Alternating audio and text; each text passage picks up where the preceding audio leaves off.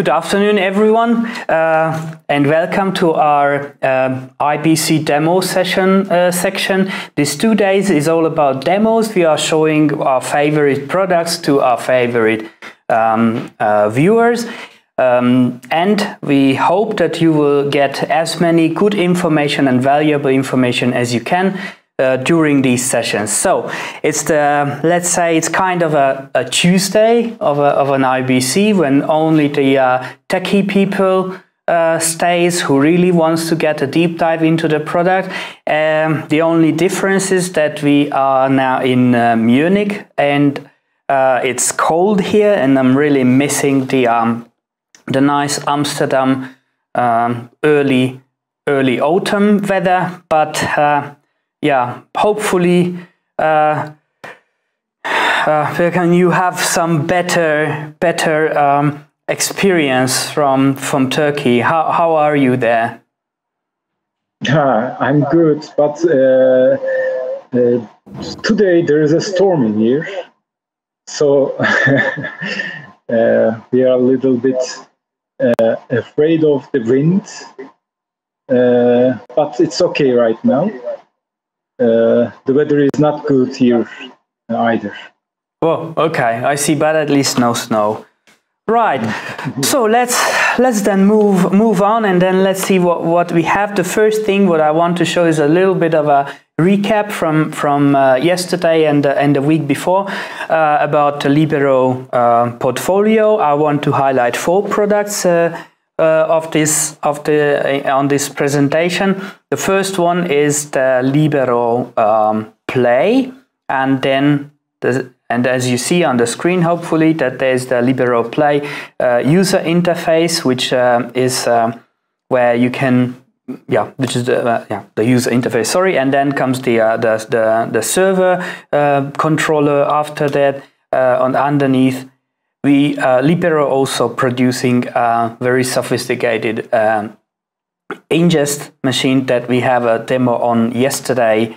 And we are recently also using Libero Multiviewer, and I only can encourage you all to use it at your facility, because that's an all-in, all-out kind of multiviewer, no format problems anymore.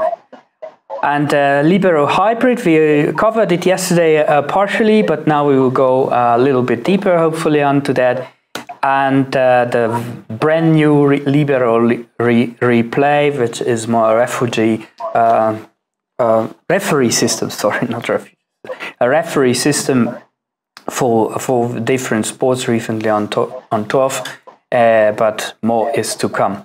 So that was more or less the very fast overview of what we have. And let's start with the hybrid. That's the easiest thing, and I think our viewers from yesterday still remember maybe part of it. So what could you tell me about the product? What is it good for, and who is the typical user for that? Yeah, okay. Hybrid is an application to convert any input video signal to any output video signal. So let's say, for example, you have an SDI input, you can convert to NDI. Or you have a YouTube stream, for example, YouTube live stream, and you can convert it to SDI or NDI. So it's like a bridge between different architectures. So is it like an SDI architecture? Yeah. So is it like my frame-based card system, which I used to have, don't know, 10 years ago? Yes, but has different properties also. So, for example, you can add an overlay to the output. You can apply an LUFS audio normalization. You can set the audio gain of the input from the output. And also, we have the Webrtc output option, which is good for transferring the video signal from any location from within the internet architecture. Well, that sounds promising. So could we take a look on the user interface? Yes. So this one is 8 channels Libero hybrid. So it can be 4 channel or 8 channel or 1 channel. So this one is 8 channel. These left sides are the inputs of the signals. We have right now 8 inputs and 8 outputs. On the left side, you can see the input properties. What kind of input can you choose from? Yeah, you can choose STI or NDI inputs. So, for example, I can show you the input types. So we have stream inputs, we have file inputs, we have device or NDI. Device means if you have any card installed on that PC or server, you can choose the devices, Asia cards or deck links, etc., etc. File is local files. Stream is, for example, a YouTube stream, Twitch stream, or any other UDP, SRT, or any other web streams. And Webrtc is the output of the other hybrid from the Webrtc. Okay, I see. And what do you have on the upper left corner as an input? Upper right. Upper left corner. Yeah. So this upper right corner on the input, if you see, this is stream and the YouTube stream. When we activate the stream, if it is not a copyrighted stream from YouTube, the system tries to open and send to STI output. As you see, this is a NASA live TV output, and we can render it from the STI or NDI. We can also output to any card or Webrtc. Oh, I see. Okay. And do you have a file somewhere on the grid? Yes, we have also a file. So, for example, it's a file. It's a local file here. You can also, for example, this one is a 8-channel file, 8-channel audio file with video. You can play the file, you can loop it, for example, and you can send it through a Webrtc or send to an NDI output or sent from any backlink. It can also be applied and overlay to this input. And also, as a new feature, we have also we are able to choose channels to the output, audio channels. So, for example, if you have multiple tracks, stream or file, you can choose which track to set to the output. So you can only choose one track, you can choose all the tracks and choose the channels and mix the channels between them. For example, you have 2 tracks, one track is the output itself and one track is commentator. Mm-hmm. So I can use it like a shuffling feature. Yes, you can, and you can mix the tracks to the output. And also, for the Webrtc, it is a use case of Webrtc is you can have STI signal. Let's say you have an STI signal and you have two different facility. One is on Munich and one is on US, for New York. So you can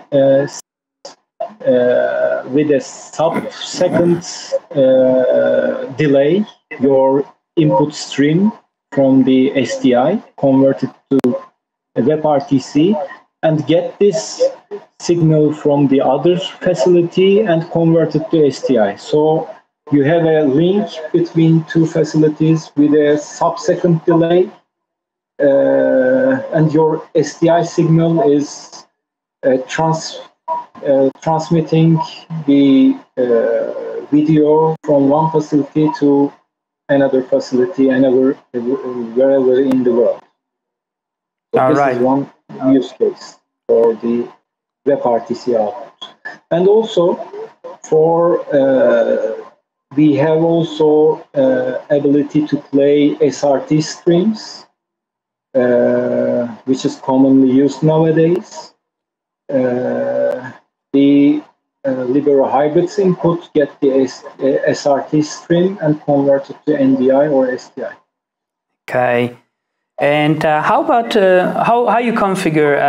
So I see we have already seen how you configure an input, but what about the output and how you configure it? Like, say, let's do it with NDI maybe. Okay, you are choosing the NDI from here, the output settings side, and we have a settings window, and also you can set the output format also. HD, or you can also use for the converting the output format. For example, you have 30 frames input, you have to convert it to 25 frames or 50 frames 50i. So you can also choose this format options. And also for configuration, we have, for example, for NDI, we have also only NDI stream name. For the other outputs, we have much more options, which Webrtc option is to use for optimization, adaptive bit rates, for example. So every output has his own configurations. So for the cards, we have only these video formats and which card to use, audio formats, and audio normalization and overlay options. Okay, so this is this guy is not only for let's say line coordination, but also I can set up a multi-channel streaming machine if I want, right? Or connection between facilities and so on. Yes. So right now it's only getting the streams where the output is only the output stream is only Webrtc, but soon we will be able to stream SRT, RTMP also. Cool. Okay, we will come back with this once it's ready. That's pretty nice work. Thank you very much. And right, that's very nice if you have an ability to switch between different formats and so on. But what if you don't have a nice program at all? And for that, you have the Play application. So I suggest to move on to the Play application and show that one also in details, please. Okay. So would you please summarize a little bit the user interface first? Yeah. Okay. This is the main Playout screen. On top of the screen, you can see the counters. The counters are for elapsed time, remaining time, missing, if there is a missing videos, warnings, break remainings, rundown, total, rundown, end time, current time, etc. So these are the header files. And the buttons also for the actions are on the headers. So this middle portion is the rundown itself. So you have the clips to play here. Mm-hmm. And on the right side, which is new, you have a clip player. For example, you have to double click an item on the rundown and you can play it, or you can set in and out for this clip. And so as you see, when I change the clip player in and out, the item also is changed in and out times. So this one is clip player. The next is item properties, which is new. So every item has its own properties. For example, these are the round clip items. Clip items has some properties like ID, title, in and out time, and start behavior, if it is continuous playing, or pause on start, or scheduled start. You can also set a scheduled start time for this one, and the end behavior. You can loop and pause on end the clip. This one is the item properties. As you can see, if I select a secondary event, the item properties also change, because the secondary events properties are totally different from the clips. And you can set all the item properties with this item properties frame. What kind of item properties should I imagine? For example, for secondary events, you have to, you can choose the start time of the secondary event. So it is binded to the primary clip, and you can set at first second, I want to start this secondary event. We have a command to show or hide something, and we have to choose which layer to show the secondary event. And the ID of the secondary event is the name of the file, or for example, for the Webrtc secondary event is the name of the scene. For channel port secondary event is the name of the file to add or show. And also we have an item properties option. For example, you have a lower third to show on the screen, and this lower third has fields to fill. For example, you are using for a music channel, and when the clip starts, you want to show the singer name or the songwriter, etc. So you can set this lower thirds fields. Yes, you can set the lower thirds fields to which text to show on the output. So this is the graphical secondary events properties. And also we have, as I mentioned earlier, we have, for example, the clip secondary events. Or maybe I can show you some.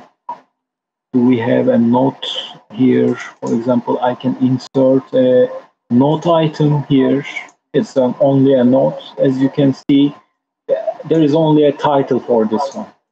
So you can add some notes, some sample notes to the rundown. So, as you can see, this is the note secondary event. So for each type of the rundown line, you have different secondary, item properties window. Okay. And how about event or first event independent secondaries, like, don't know, logo that takes on over multiple clips? Yeah. Yeah. So this one is the logo events here. It's not binded any first or the primary event. So you can also set this logo events whenever you want. So these are the logo events. Okay, I'll see. And I think we missed, but on the list there are some color codes that I guess means something. Yes, this is the color codes. The green one is the playing clip. So when it is paused, the green is darker, and the yellow one is the queued clip. The red ones are missing clips. So as you can see, you can also see next missing here as a warning. After 7 minutes 24 seconds, you will be a missing clip like this one. Mm-hmm.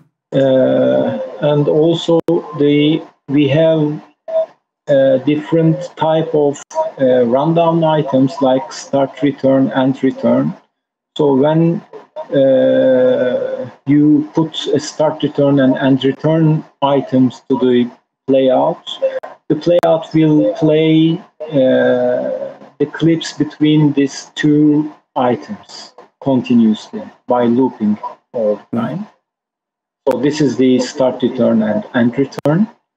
And also we have commercial blocks here. So commercial block start is like a brown thing, and commercial block is lighter brown. So maybe it's better to mention about the commercial blocks a little bit. Yes, please. I was just about to ask on that. Yes. The commercial blocks are, we can imagine them like a sub-rundown. So when you open a commercial block, if there is a commercial block file inside the some set it up folder right now, the commercial blocks sorry, are updating automatically. So if I can show you this one, this is a sample commercial block file. It's a simple text file right now. So for example, if I add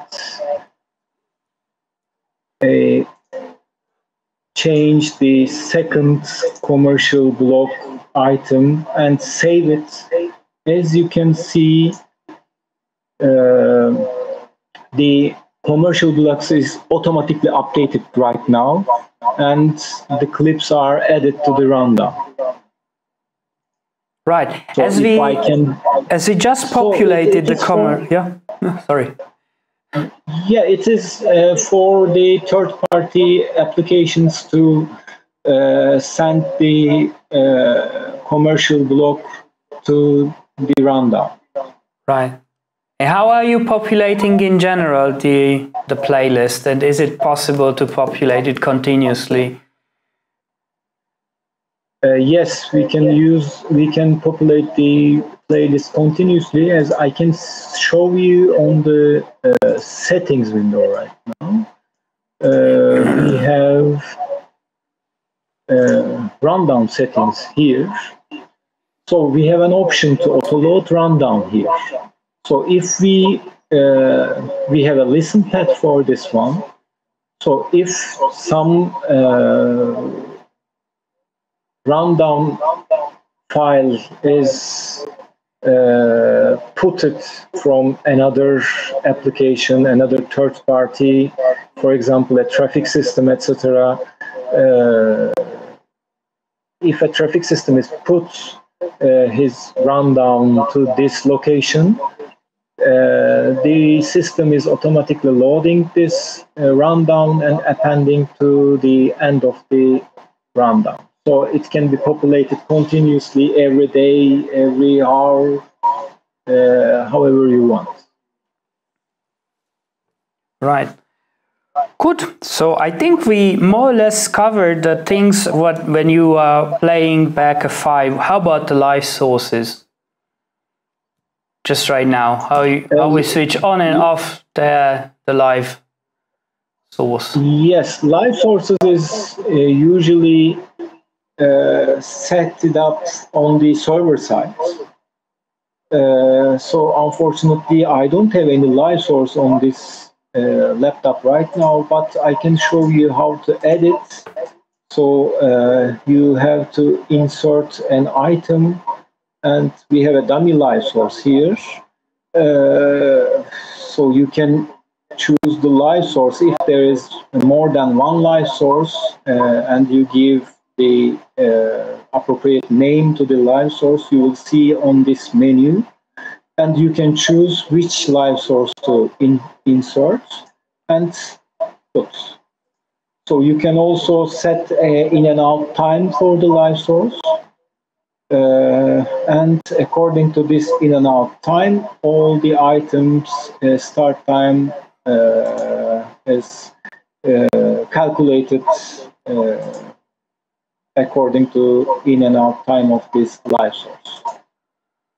So thank you very much, Birkan. I must say that this is a pretty much ergonomical user interface compared to a general automation system.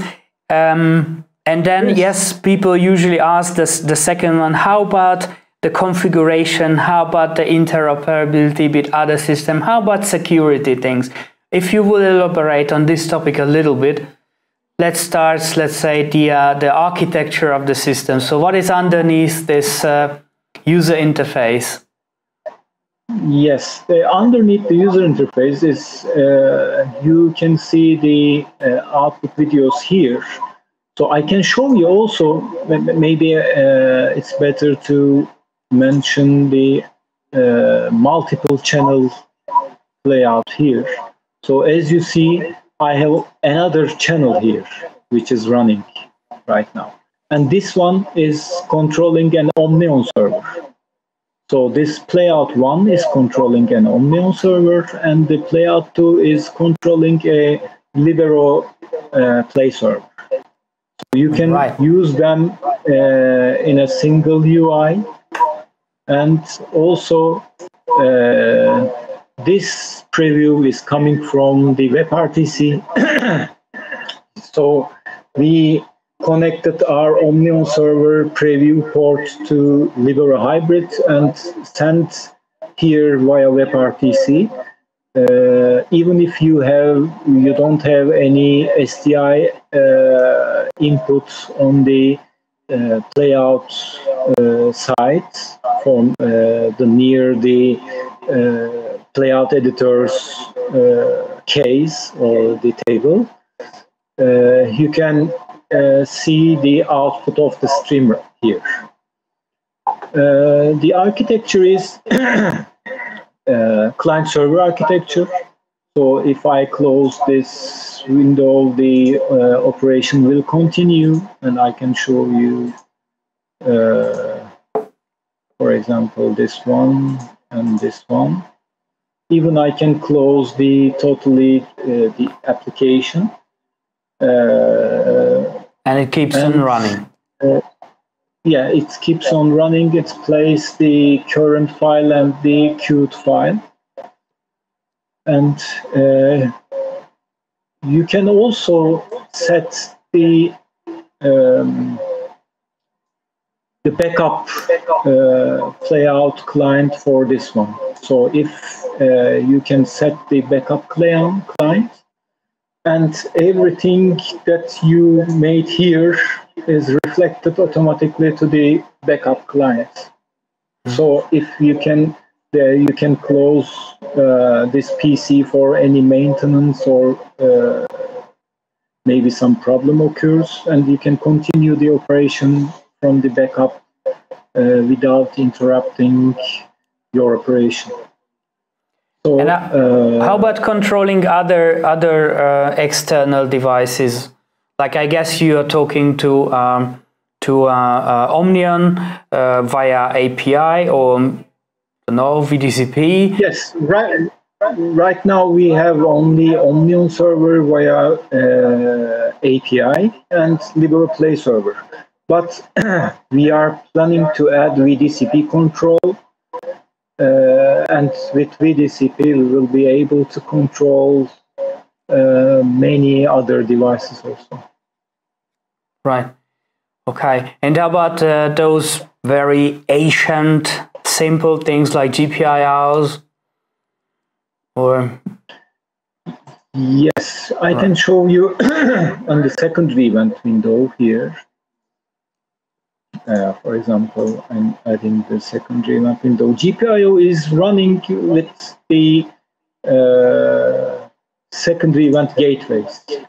So I can add a gateway here, and you can see the GPIO gateway. So it's a running service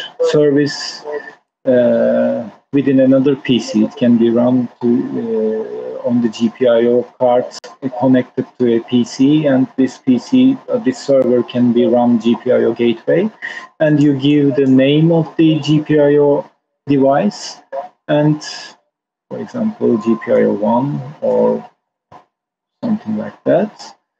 And you have to set the host and port of this device and play it.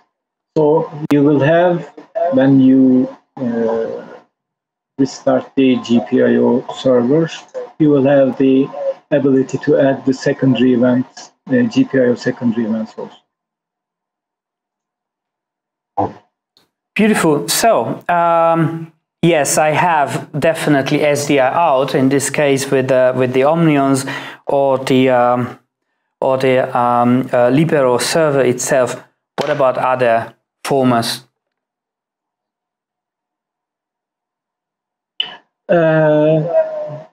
As you know, we support NDI output from the Libero Playout, and also we support streaming output from the Libero Playout, RTMP streaming, RTSP, UDP, etc. So if you use Libero Playout, we support out of the box SDI, NDI streams, and also with combination of using the with Libero Hybrid, we will able to get the Webrtc output also.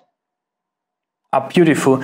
So, Birkan, thank you very much. I think with these rich feature list and also the possibility to be to scale up the system up to big ones, you can target pretty much would say every customer. So those ones who really want to engage into Playout, up to those ones who already have multi-channel Playouts on broadcast grade servers. And I think this is a very good news for both of us. So let's finish with this one. And I would like to thank you for your help to showing me all of these applications. And I'd like to encourage our viewers to get more information on Play, because I think this is really the highlight of what Libero makes. And of course, don't forget Hybrid, which is a very handy tool once you have something coming in and you want something else to going out. So our time is now going out, so that means that we need to finish. I would like to thank you for Birkan again, and I would like to thank you for our viewers, and we are coming back very soon with the next program, and that's the end, I think.